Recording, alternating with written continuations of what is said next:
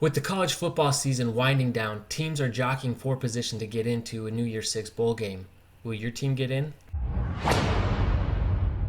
Welcome to the Jersey Score, the channel where we love to discuss all things sports aesthetics.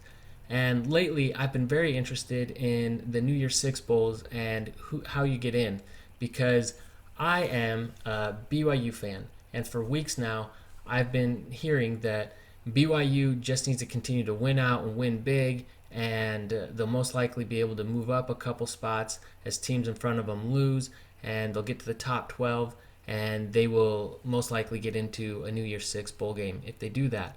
And not wanting to get my hopes up, and get burned, I did a little bit of research into how the New Year's Six bowl games work, and I think there's some misconceptions. So today, first we're going to take a look at how teams are selected to get into the New Year's Six bowl games, and then we're going to go through and look at which teams still have a realistic chance of getting in.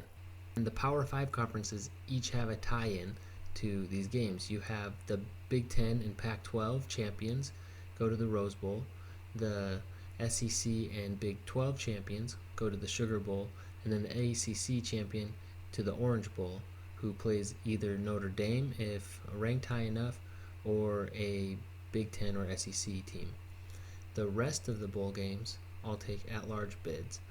Of course, you also have to account for the highest ranked Group of 5 team, which also gets a bid. Again, not necessarily the Cotton Bowl, but to one of the New Year's Six bowl games. So the Orange Bowl and Cotton Bowl are hosting the playoff games this year, which means that the ACC champion and Notre Dame will not have their usual tie-in to the Orange Bowl and will take up two of those at-large spots.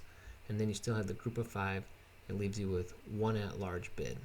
And so let's look at what teams would make it to which bowl games right now if the season were to end today. First, you have Georgia and Ohio State, and Alabama and Oregon. Now, even though the SEC has two teams in the playoffs, they would still have a third tied into the Sugar Bowl. Then, same with the Big Ten. The second place team would represent the conference. And then also with the Pac-12, and you'd end up with Utah. Ow! And even though Utah is ranked 23rd, they would still get a spot because of that tie-in, and they would essentially jump over all those teams ranked ahead of them and still get into a New Year's Six bowl, taking one of those spots. Then the Big 12 champion, at this point highest ranked, is Oklahoma State.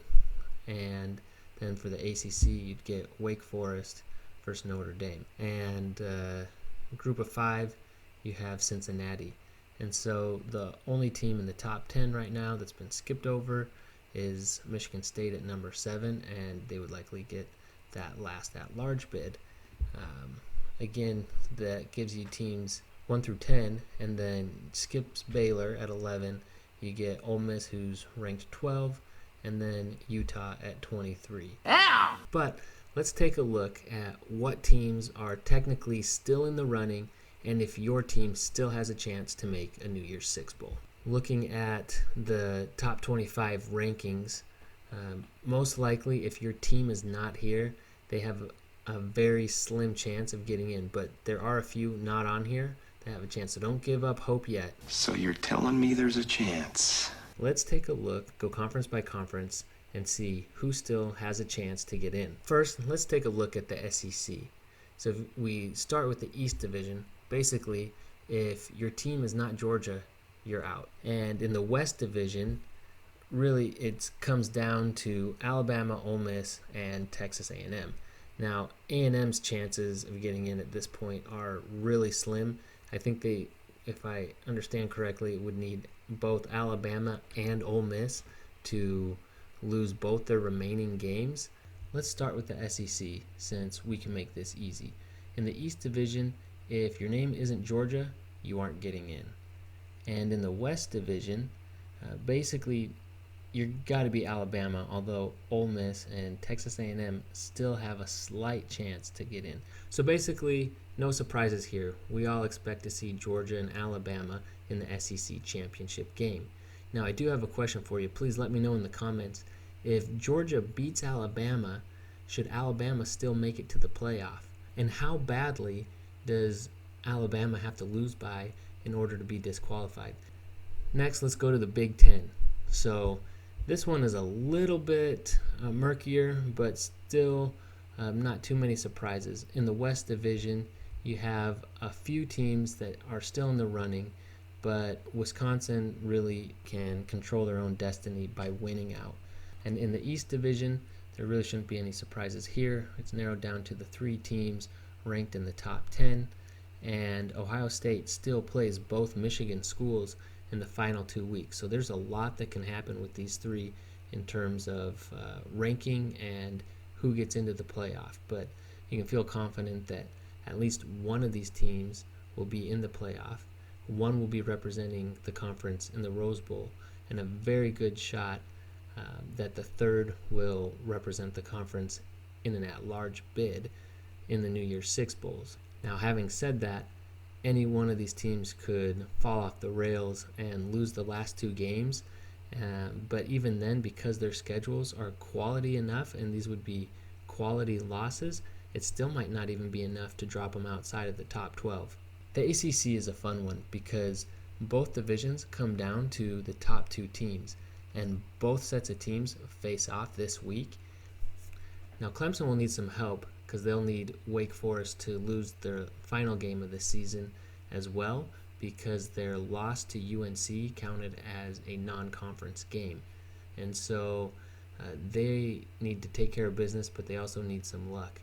Whereas UVA, if they beat Pitt and either win their final game against Tech or Pitt loses their final game, UVA is in. Now, again, whoever wins these divisions still has to go on and win the conference championship to hope to have that automatic bid to a New Year's Six Bowl. The Big 12 is the most confusing.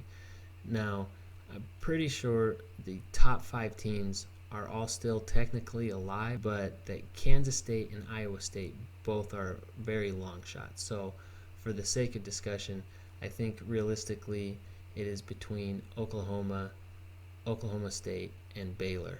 And we still have Bedlam coming up, so it could get really interesting. We'll see who comes out of the Big 12. Now to the Pac-12. In the North Division, it's down to the 2 Oregon schools. So the Beavers still stand a chance. They're going to need some help from Utah this weekend, and then they will have to take care of business in the final game of the season, but they still have a chance. In the South Division, it will come down to the Utes and the Sun Devils, but Utah is in the driver's seat. This weekend is obviously going to have huge implications, and there's a very good chance that Oregon and Utah will face off again in the conference championship in a couple weeks. These matchups can either solidify Oregon's spot in the playoff or knock them out of a New Year's Six entirely. So it'll be very interesting to see how these 2 teams square off. Then we have Notre Dame. Now, the committee seems to like them more than I do. I think that they have had some very unimpressive wins against struggling teams and have looked very uninspiring. However, they have turned it on a little bit as of late in the season, and I don't foresee them having any issues with either Georgia Tech or Stanford. And since the committee really seems to like them, I think their spot in the New Year's Six is locked up, although I don't think they have a very realistic shot at making the playoff. And honestly, if teams hold serve, this is probably pretty close to what we'll end up seeing. However, here's my fantasy scenario and how I can see some at-large bids opening up. First, we still have Georgia at the top, but in this scenario, they thoroughly embarrass Alabama, and Cincinnati has a strong showing against decent competition to end the season, and the committee sees fit to put them into the playoff and bump Alabama down to their spot in the Sugar Bowl. Then on the other side of the bracket, Michigan finally takes care of business against Ohio State and earns their spot in the playoff, sending Ohio State to the Rose Bowl. Then in the Pac-12, Oregon is not able to get it done this weekend and get exposed by Utah. I could have Utah also beating Oregon and in the Pac-12 championship game to get into the Rose Bowl. Ow! but this is my fantasy, so I don't need to do them any favors. So Oregon it is. So the team that gets the remaining playoff spot is the champion of the Big 12, Oklahoma State, which means that they've beaten Oklahoma once, maybe twice at this point, and so I have dropped them back in the rankings, and Baylor represents the Big 12 at the Sugar Bowl. Now in the ACC, I'm rooting for Bronco Mendenhall and UVA to get things done to defend their division title and to go on and win the ACC. But with Armstrong injured, even if he plays, he won't be at full strength. I just don't know if that's likely. I'm going with Wake Forest to represent the ACC here. And then I have Notre Dame still in it.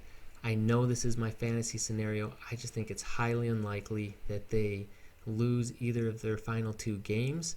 However, if they do, I really hope that the committee drops them out of the top 12 altogether, because I think that they are highly overrated at this point. Then for the final 2 spots, I have Michigan State still in it because their loss to Ohio State will be a quality loss. And then for the final at-large spot, I've already had Oklahoma lose out and drop in the rankings. That only leaves Ole Miss between BYU, but I'm hoping that Mike Leach, a BYU guy, is able to pull off the upset. Ole Miss drops in the rankings. BYU looks impressive and wins against Georgia Southern and USC, and BYU would get that final at-large bid. And that, my friends, is my dream scenario. So who's your team, and what's it going to take for them to get into a New Year's Six Bowl? Let me know in the comments below, and please don't forget to like and subscribe, and we'll see you next time.